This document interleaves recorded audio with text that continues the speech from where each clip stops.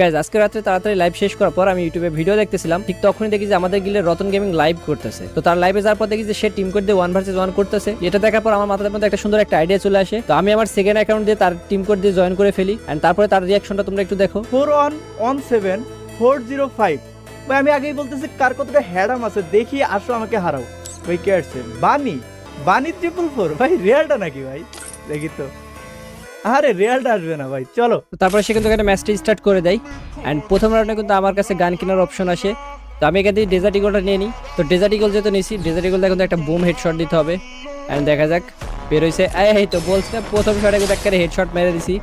I ভাই, দেখা যায় একটা বুম শট দিতে হবে, আর লাগে না। আরে ভাই আমারই মেরে দিল সি। তো তোমরা এখানে দেখতে পাচ্ছ কিন্তু এই রাউন্ডে সে ডাবল এডাব্লিউএম কিনছে, আর তোমরা খুব ভালো করে জানো যে আমি এডাব্লিউএম চালাইতে পারি না, আর এডাব্লিউএম দিয়ে কিন্তু